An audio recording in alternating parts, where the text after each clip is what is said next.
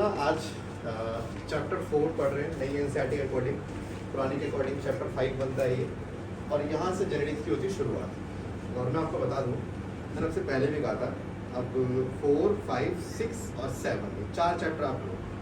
ये 4 चैप्टर अगर तो आपके स्ट्रॉन्ग हो गए तो आपको पूरी बायो आगे फिर आपको घबराने की ज़रूरत नहीं है। चाहे पेपर ऑब्जेक्टिव आए, चाहे सब्जेक्टिव आए, चाहे चैप्टर पेपर एसेशन रीजन में हो, अगर आपको दिक्कत नहीं होगी तो सिर्फ इन्हीं 4 चैप्टर में, ठीक है। तो कोशिश करना नोट्स सबसे सिंपल बनाने की। तो अभी अपन शुरुआत करते हैं। सबसे पहले जेनेटिक्स है क्या चीज़ है ना, क्योंकि हम जेनेटिक्स की बात कर रहे हैं। देखो ऐसा है, बायोलॉजी के ना बहुत सारे बच्चे, एक बच्चे का नाम बॉटनी रखा गया, तो एक का नाम जूलॉजी रखा गया, एक का नाम बायोटेक्नोलॉजी रखा गया, तो ऐसे एक का नाम जेनेटिक्स रखा गया। जेनेटिक्स क्या होती है? बायोलॉजी की एक ऐसी ब्रांच जिसमें हम डीएनए के बारे में स्टडी करते हैं। अगर एक ऐसी फील्ड जहां पर आप डीएनए के बारे में स्टडी करते हैं तो ऐसी फील्ड का नाम क्या रखा गया? जेनेटिक्स। अब देखो डीएनए से बनता है जीन्स, ऑब्वियस ये बात है। जीन्स की स्टडी कर रहे हो तो भी जेनेटिक्स। जीन्स से बनता है क्रोमोसोम, क्रोमोसोम की स्टडी कर रहे हो तो भी जेनेटिक्स। अल्टीमेटली सारी बात कहाँ आ रही है? डीएनए पे आ रही है। इसलिए कुछ बुक्स क्या लिखते हैं? जीन्स एंड क्रोमोसोम की स्टडी को जेनेटिक्स कहते हैं। कुछ बुक्स लिखती हैं डीएनए और जीन्स की स्टडी को जेनेटिक्स कहते हैं। और मैं सिंपल भाषा में कहता हूँ, डीएनए के ऊपर होने वाली सारी स्टडी जेनेटिक्स में काउंट होगी। अब चाहे तुम किसी भी लेवल पे जाके वो स्टडी कर लो।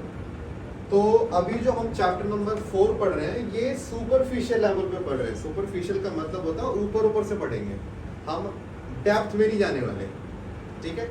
जबकि जो उसका नेक्स्ट चैप्टर है वो सुपरफिशियल नहीं, वो डेप्थ में पढ़ेगा कि अंदर क्या कहानी है। तो मैं सबसे पहले इस चैप्टर में बेसिक टर्म्स आएंगी, भाई पहले वो पढ़ लेते हैं। अगर वो बेसिक टर्म्स आपको आ गई तो आप समझ लीजिए आपको चैप्टर पूरा आ गया। बिना उन टर्म्स के इस चैप्टर को समझना नामुमकिन है। तो सबसे पहले मैं एक टर्म आपको यहाँ पे दिखाता हूँ। एक टर्म आती है हेरिडिटी और एक आती है इनहेरिटेंस। अब ये वर्ड आपने से ना सुना आप लोगों ने, मैं नहीं मान सकता। ना सुनते हैं हेरिडिटी इनहेरिटेंस क्या है।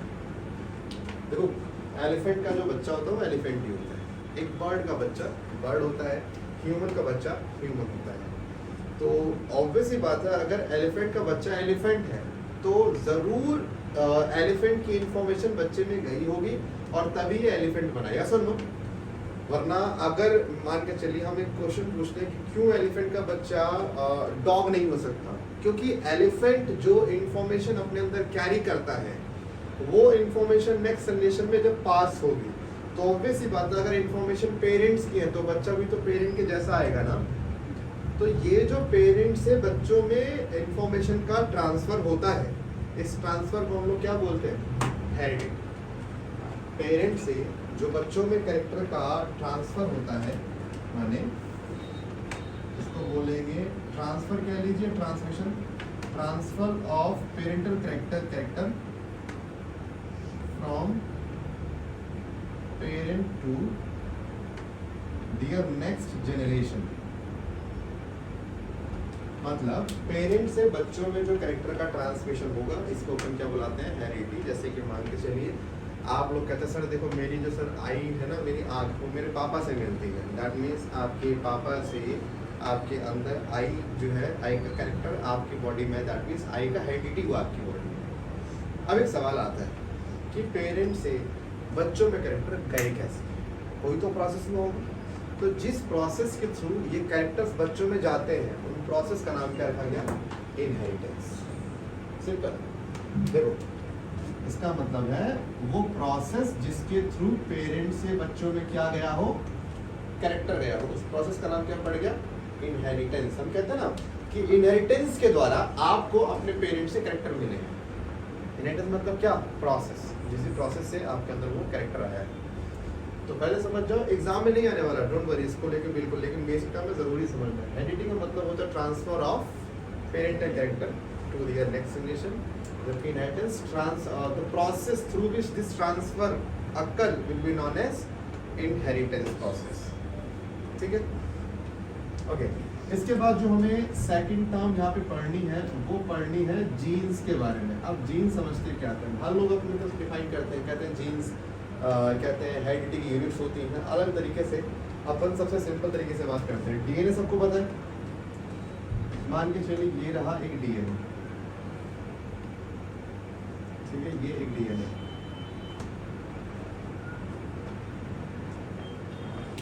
भाई ऐसा है, डीएनए में मान के चलिए मैं बनाता हूँ 3 पार्ट, पार्ट 1, पार्ट 2 और पार्ट 3। कहते हैं जीन्स की एक बार डेफिनेशन देखते हैं, फिर देखते हैं कि क्या है। जीन्स की डेफिनेशन में क्या लिखा जाता है, it is the segment of DNA which controls a particular character। मतलब जीन्स कहते हैं डीएनए का एक ऐसा टुकड़ा जो आपकी बॉडी में एक फंक्शन परफॉर्म करता है। समझा तो कैसे? मान लिया मैंने डीएनए के 3 सेगमेंट है भाई, ये मान के चलिए ये आपकी आई कलर के लिए रिस्पॉन्सिबल है, आपकी आंख का कलर कैसा आएगा वो ये डिसाइड करेगा। जबकि सेकंड वाला कुछ भी काम नहीं कर रहा, सिर्फ शो पीस है। और थर्ड वाला ये डिसाइड कर रहा है कि आपकी हाइट क्या आएगी। ठीक है, देखो जीन्स को डिफाइन करने के लिए दोनों टर्म्स का होना जरूरी है। कौन कौन से पॉइंट जरूरी है? पहली बात तो वो सेगमेंट ऑफ डीएनए होना चाहिए, एक तो ये पॉइंट होना चाहिए। दूसरा वो कोई ना कोई कैरेक्टर कंट्रोल करता रहना चाहिए, यानी कुछ ना कुछ उसका काम होना चाहिए। अगर किसी में ये दोनों प्रॉपर्टी आ जाए तो उसको जीन्स का दर्जा दे देना। दो में से अगर एक भी पॉइंट ना हो तो उसको जीन्स का दर्जा बिल्कुल मत देना। एक बार देखते हैं तीनों के, तीनों के पास पहला पॉइंट तो आ रहा है क्योंकि तीनों सेगमेंट ऑफ डीएनए है। तो मैं तीनों पे भाई पहले प्लस मारता हूँ, प्लस का मतलब प्रेजेंट है, पहला पॉइंट तीनों के पास प्रेजेंट है। लेकिन जब फंक्शन की बात कर रहा हूँ तो फंक्शन फर्स्ट में तो है, थर्ड में है, लेकिन सेकंड कुछ नहीं कर रहा। तो फंक्शन वाइज यहाँ प्लस, यहाँ माइनस, यहाँ प्लस। देखा जाए ये पूरी 100% फॉलो कर रहा है डेफिनेशन को, ये भी 100% फॉलो कर रहा है, लेकिन ये 50% फॉलो कर रहा है। और कहानी क्या थी कि भाई 50% से कोई डेफिनेशन सही नहीं मानी जाती, पूरी 100% होनी ज़रूरी है। तो मैं लीगली कह सकता हूँ कि सिर्फ 1 और 3 वाले जीन्स कहे जाएंगे, जबकि सेकंड वाले को जीन्स नहीं कहेंगे। तो सर इसको क्या बोलेंगे? इसको सिर्फ सिंपल सेगमेंट ऑफ डीएनए बोलेंगे, इसको और कुछ नाम देंगे ही नहीं। तो यहाँ पर हम क्या बोलेंगे? फर्स्ट एंड जो थर्ड है इसको क्या बोलोगे? जीन बोलोगे। अरे आप लोगों को खुद पता होगा यार, आप लोग कहते नहीं हो, जैसे हम कहते हैं सर उसकी हाइट छोटी है, सर उसकी जीन छोटी होगी, ऐसा ना। देखा आपने जैसे ही कैरेक्टर सुना, आपने वर्ड जीन लगाया ना, क्या आपने हाइट बोला? आपने हाइट की जीन वर्ड लगाया ना। क्यों? क्योंकि वो जीन क्या कर रही है? इसकी हाइट कंट्रोल कर रही है। हाइट मतलब एक फंक्शन परफॉर्म कर रही है ना। आपने जब भी कोई कैरेक्टर किसी ने देखा, आपने तुरंत बोला कि इसकी जीन है ना, क्योंकि वो जीन ये कैरेक्टर दे रही होगी। जैसा ना मैंने फंक्शन कर रहा है ना, तभी क्या हो गया? ये जीन माना जाता है। अच्छा, क्योंकि डीएनए से क्रोमोसोम बनता है, इसीलिए जीन्स कहाँ पाई जाएंगी? क्रोमोसोम्स पे। इसीलिए कई बार कंफ्यूजन होती है कि सर जीन्स डीएनए पे मिलता है कि जीन्स क्रोमोसोम पे मिलता है। अबे जीन्स तो डीएनए का पार्ट है भाई। डीएनए आप किसी सेल में कहाँ ढूंढते हो? क्रोमोसोम्स पे। तो अल्टीमेटली जीन्स कहाँ मिलेंगे आपको? क्रोमोसोम्स से ही पड़े हुए मिलेंगे।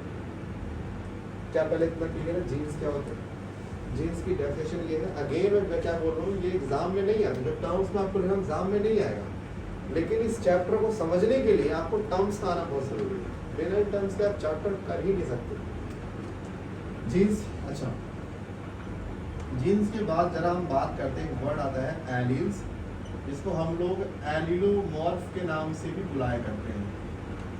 देखो इसको मतलब सिंपली में डिफाइन कर लो, बहुत सिंपल भाषा में इसको बोलते हैं वैरायटी ऑफ जीन। लेकिन कभी एग्जाम में आ जाए तो आप एनसीईआरटी वाला लाइन लिखें, जो एनसीईआरटी ने लिखी है इसके लिए, वो लिखा है alternative form of a gene. चलो मैं आपको एक चीज बताता हूँ। देखो ऐसा है, अगर मैं स्किन कलर की बात कर रहा हूँ, स्किन कलर को लेकर जीन हम सबके पास प्रेजेंट है, या हमारे बालों के शेप को लेकर सबके पास जीन प्रेजेंट है। मान लेते हैं हेयर के शेप को लेके हम बात करते हैं, तो लेट सपोज 2 लोग हैं, ठीक है।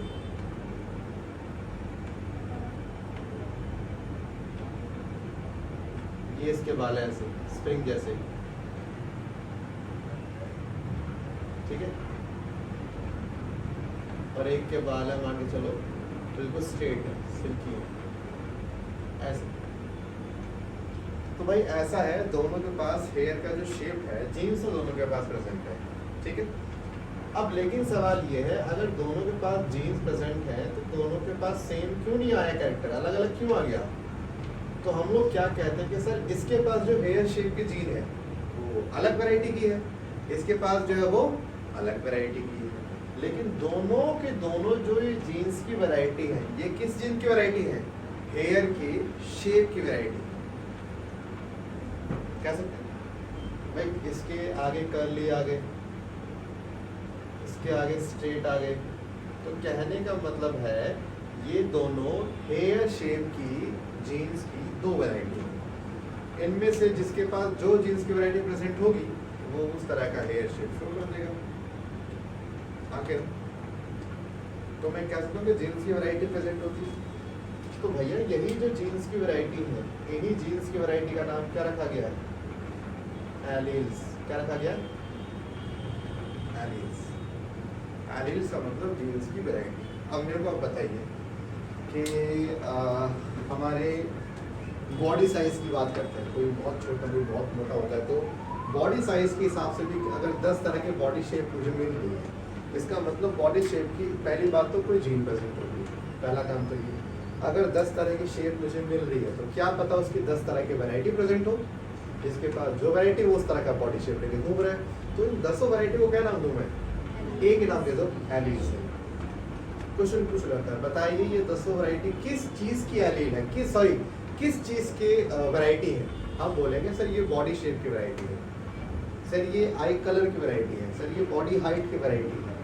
तो हर जीन की वैरायटी का नाम रखा गया एलील। ये आपने वहाँ भी तो पढ़ा होगा ना, खैर 10th आपने कहा था। जैसे हम लोग प्लांट में कहते हैं, तो प्लांट की जब हाइट की हम बात करते हैं तो हाइट दो तरह की अपन लेके चलते हैं, एक टॉल लेके चलते हैं और एक ड्वार्फ लेके चलते हैं। या सुन लो, टॉल और ड्वार्फ दोनों हाइट है। हाँ एक बड़ी है समझ में आता है, एक छोटी है, अरे है तो दोनों हाइट ना। तो अल्टीमेटली दोनों किसकी वैरायटी है? प्लांट की हाइट की वैरायटी है। तो ये दोनों क्या हो गए? एलील्स में नाम हो गए। आप एक बार इसकी ऑल्टरनेटिव फॉर्म, ऑल्टरनेटिव का मतलब होता है उसके बदले में दूसरी, है ना, एक ही जीन की दूसरी फॉर्म को हम क्या बोलते हैं? एलील्स या एलीलोमॉर्फ भी से कहा जाता है। कई बच्चे कंफ्यूज होते हैं, कहते सर ये एलील और एलील्स में फर्क है क्या? कहते हैं ये इसमें और इसमें। भाई सिंगुलर है प्लूरल है, वो इतना ही फर्क है बस। जब एक होता है तो एलील बहुत सारे हो तो एलील्स, और कुछ फर्क नहीं।